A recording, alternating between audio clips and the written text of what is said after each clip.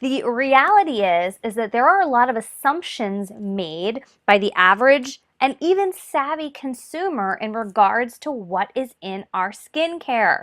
It's just kind of crazy the way it really works behind the scenes. And until I really got into manufacturing cosmetics, I didn't know, I really didn't know how the process works, and really, unfortunately, how unregulated it is, and some of the things that that a consumer should know and be able to look out for to make a great choice for themselves. So you're going to walk away tonight kind of knowing what are those kind of myths and lies, some real practical tips on how to avoid any kind of marketing scheme or anything by other companies who are not being super authentic with their labeling.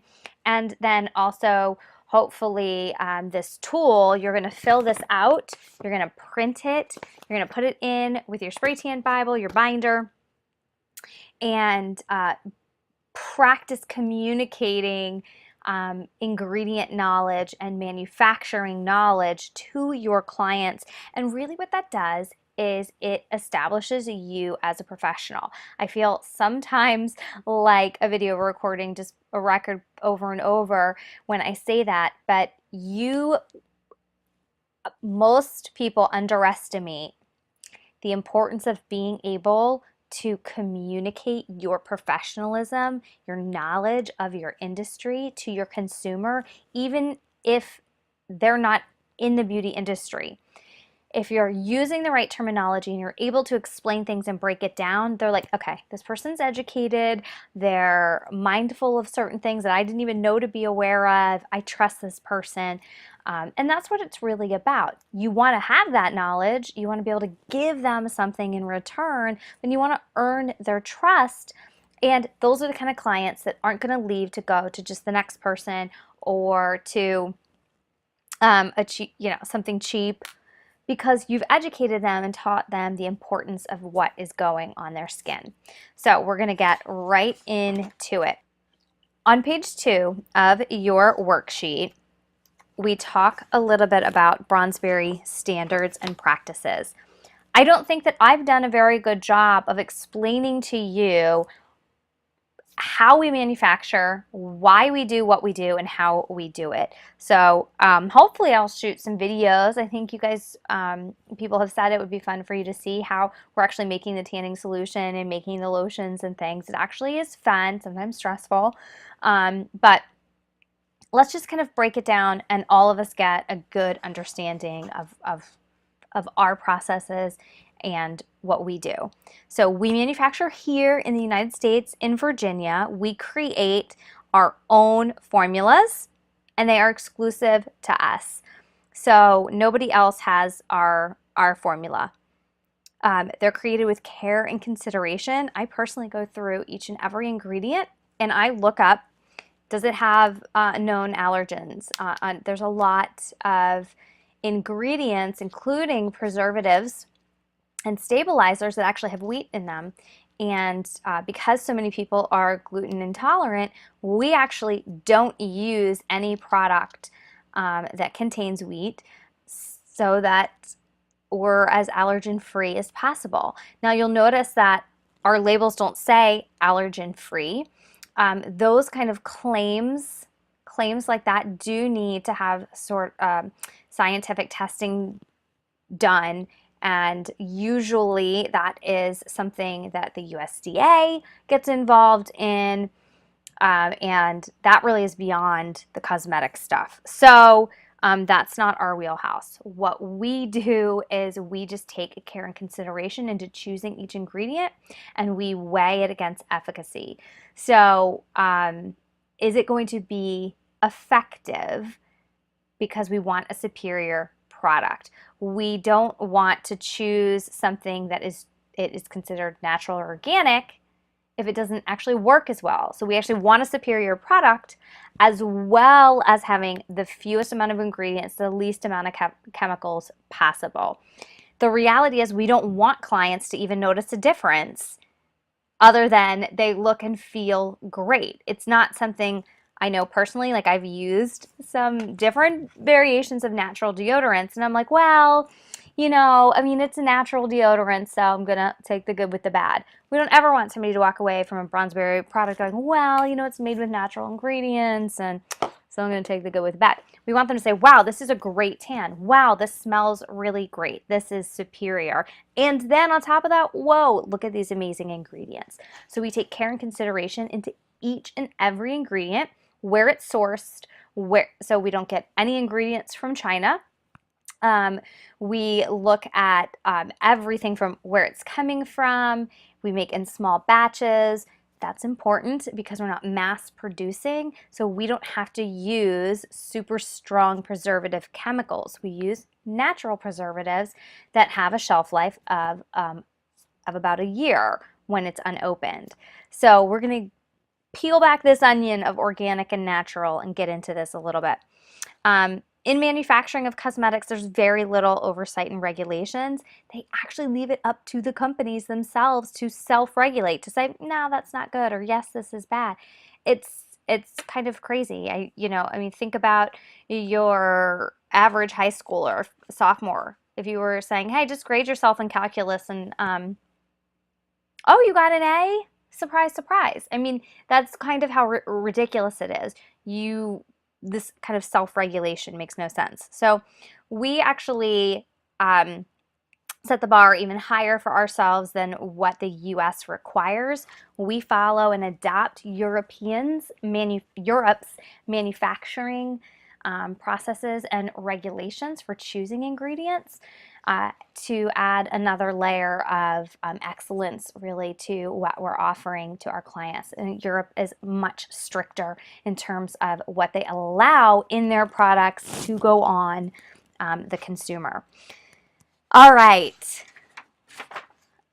I want to get into this article. It's not super long. I'm going to read it to you because I believe it's really powerful in terms of the meat in here, the information. So on your worksheet, on the last page, I believe it's blank, and it's room for plenty of notes. So anything that you want to write down as we're talking, as I'm going through this, please feel free. A lot of the big pieces I've already put into the worksheet already, so have no fear. You're going to get some good data points for you to learn, to memorize, and to be able to speak with authority in this subject matter.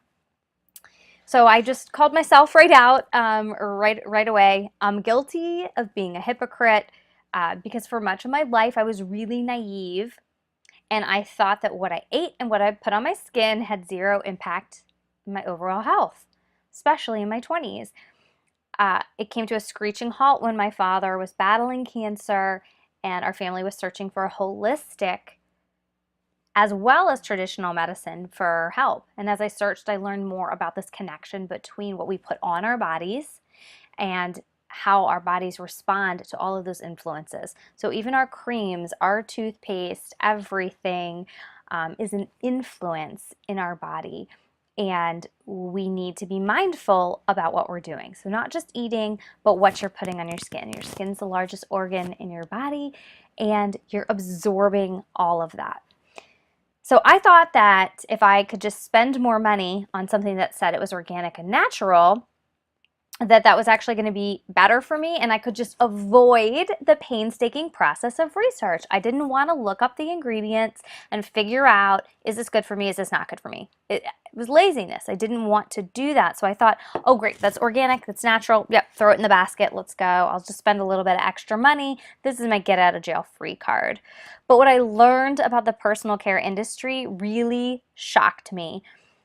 And I believe you guys that this will, I mean, some of you it should shock. Maybe some of you are more educated than I was. So we know that the skin is the largest organ on our body, and yet we just slather cheap lotions and stuff on without even thinking about it. So I have 3 myths. These 3 myths are already listed in your worksheet, so you don't need to write this down. But I believed, so here's myth, here's lie number 1. I believe that every ingredient that's in this product well, every ingredient that's in this product is on the label.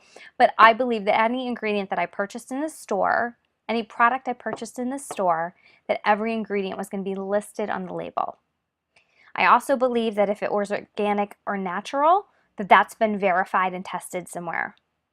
And I also thought that if a product was on the shelf in the US, that it's been tested. I have a feeling a lot of people make those three assumptions. Ingredients like shampoo, body lotion, makeup, all of those fall into the category of cosmetics and personal care. Personal care is not just lipstick. I want to back up and I just want to clarify because I don't want to mislead anyone. There are some personal care products that are regulated. I believe toothpaste is one of those. But cosmetics are not regulated. All right.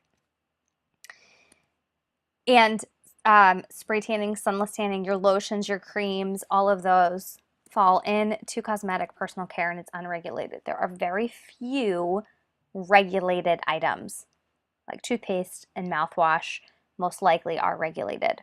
So personal care products end up on the shelves without ever going through an approval process, meaning I can make a lotion, I can sell it to Target, Target puts it on the shelf, and Target didn't test it, the FDA didn't test it, I didn't send it somewhere to be tested, nobody's swabbing the inside for bacteria, nobody's checking to see if our pots are contaminated, okay? There's no regulation, and there's no regulatory influence really over it. The FDA has left it up to the cosmetic companies themselves to determine if an ingredient is safe for the consumer. That is directly off the FDA website, and I will be putting a link where you can see that they make that disclaimer. It is up to the cosmetic companies to decide if the ingredients are safe for the consumer. That is just crazy to me. Okay. So I always assumed when I was shopping at these big box stores and chains and when I'm purchasing these items that they were safe and been tested. Fragrances, huge. I mean, there's huge issues with fragrances in terms of what's inside. The US is just really behind the times. There actually is no regulation on the word natural or organic. Anybody can put the word natural or organic right smack dab on a label, and there's no regulatory overseeing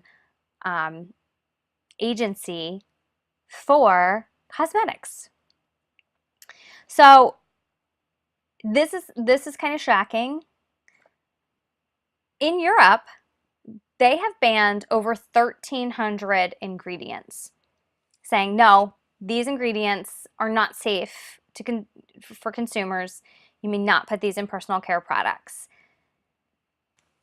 In the US, only 30, okay? Europe, 1,300. In the US, 30. 30 ingredients is all that's been banned in the FDA. So I also understand like labels can be very confusing.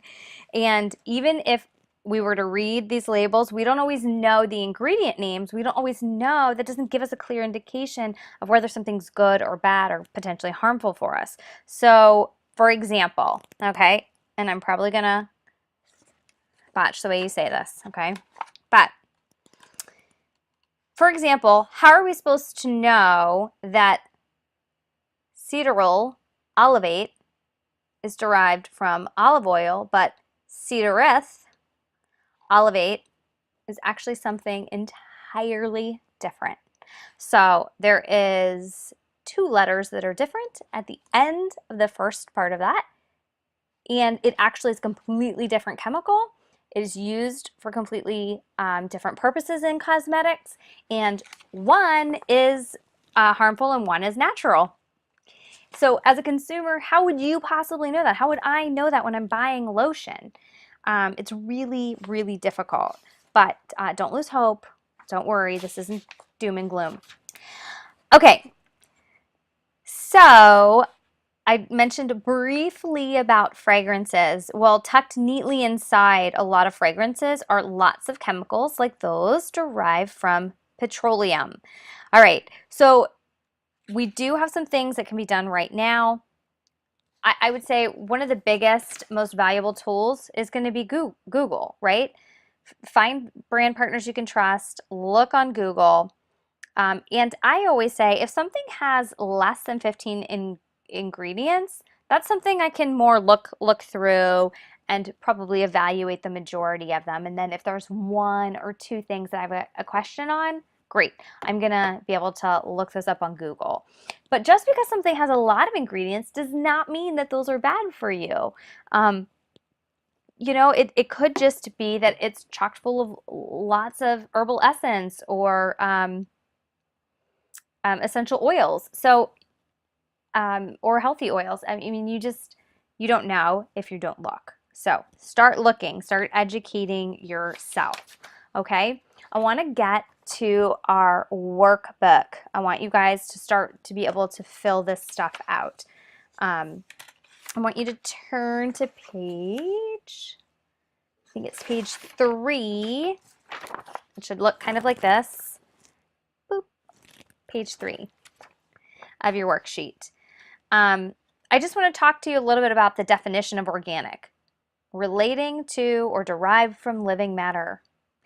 The reason I bring that up is the actual dictionary.com term for organic has nothing to do with the way that we use it in our vernacular. So we need to kind of get our head around that how we're using this is actually really not accurate, and it is sometimes misleading and sometimes aggravating to people who are like, what, organic, that could have minerals in it, and all kinds of stuff, sciencey people. So we are kind of going forward under this. How do people really feel? What are they trying to say and convey when they ask for something that's organic and natural? And how can we address that in an authentic and honest way? Because they're not really asking about the science definition of organic. They're asking you, and I'm like skipping around, I'm like answering this question. What are they really trying to achieve? Well, they're really trying to achieve the best, healthiest choice, but they always don't, they might not always know how. So if you're writing along, that's the answer to that question, is they're trying to find the best, healthiest choice. So the education of consumers is left in the hand of the consumer. The education of the consumers is left in the hands of the consumers, and it's like up to the companies to decide what products and what ingredients they're going to put together, and they're the ones that have the most to gain. So of course they're going to be looking at the bottom line and making cuts and adjustments to meet their financial goals. It's hard not to, especially when you're not regulated. I personally use all of our products every day. My kid is around them. He's around in our shop with the ingredients, and so I am extremely careful about what we're choosing, why we're choosing it, and how we're using it. And that's what I would recommend for you guys, is find brand partners where you can trust and you have heard their story and what they're trying to achieve. And so let's go to the top. Do consumers know the difference between natural, organic, made with organic, USDA certified organic? I guarantee you they don't. In their mind, all of that's the same. Of course, when you hear USDA certified organic, that sounds more substantial, and it is, and that is usually in referenced for food. A lot of times food can have a label that says USDA certified organic. The USDA does not certify cosmetics, so you're not going to see that on makeup or skincare or lotion. Made with organic ingredients, you'll see something that just says organic, something that says natural, but look at the label, look at the ingredients. Don't rely on that marketing term. Those marketing terms can be meaningless. We get asked all the time, what percentage of your product is organic? We can't give that. Not, we can't give that not because we're hiding it. We can't give that because it's not quantifiable.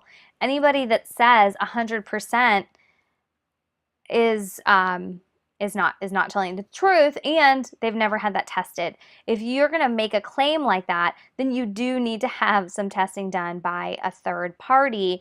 Otherwise, you could be sued. So even though the FDA doesn't regulate, it certainly doesn't prohibit anybody from filing a lawsuit. So as a company, you have to be really careful. As a spray tanning artist, you have to be careful about how you're communicating and what you're communicating to people.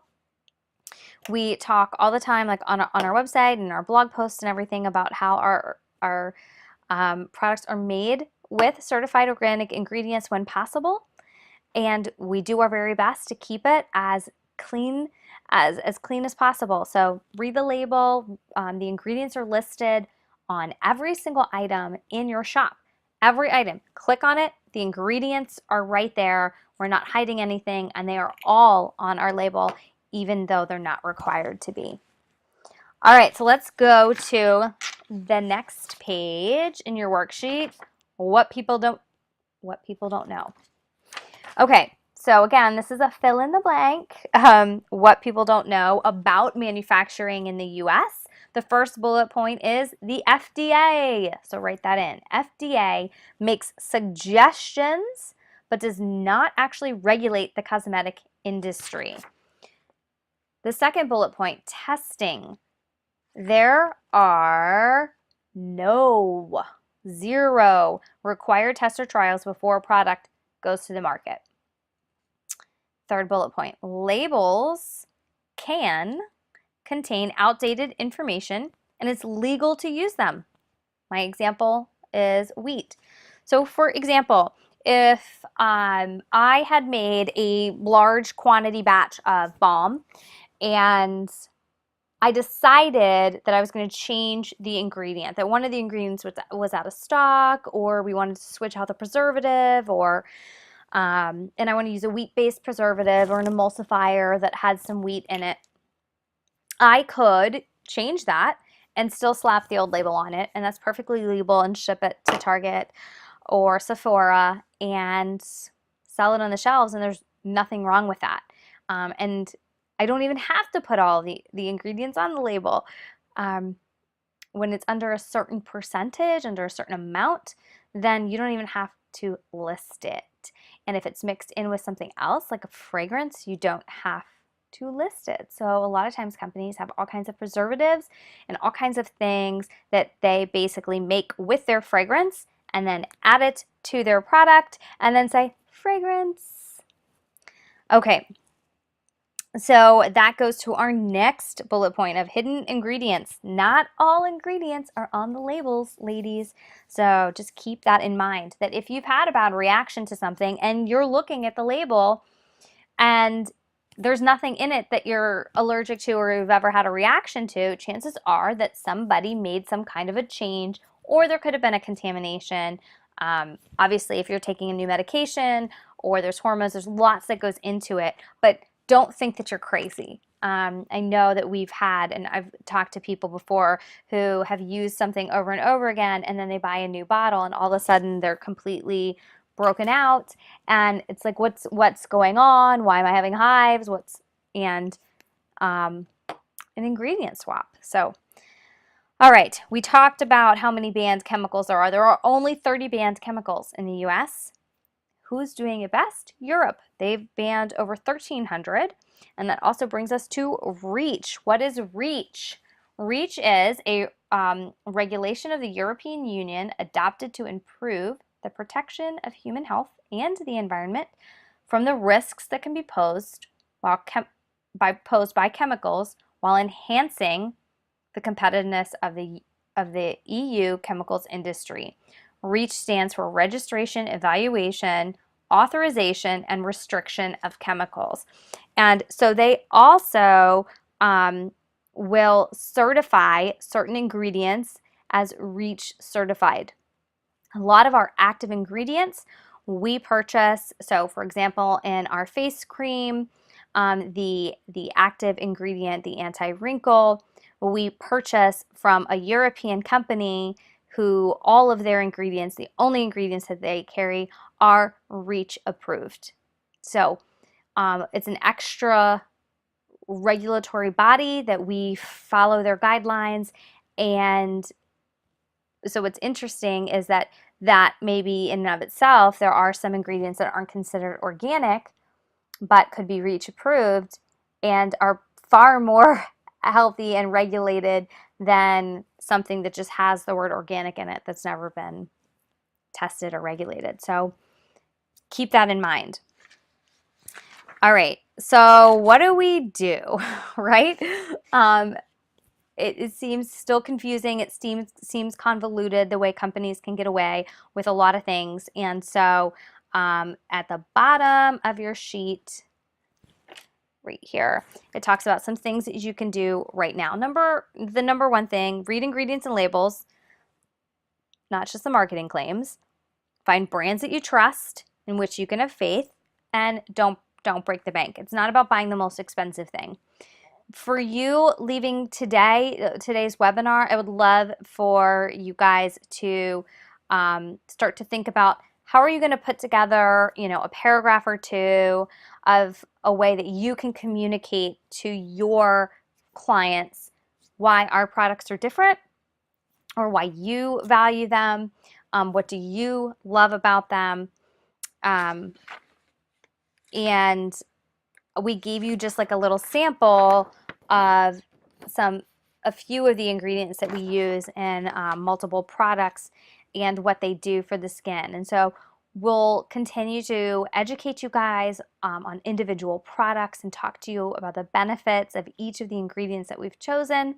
If you ever have a question, you can always reach out to us or post it on the Facebook group.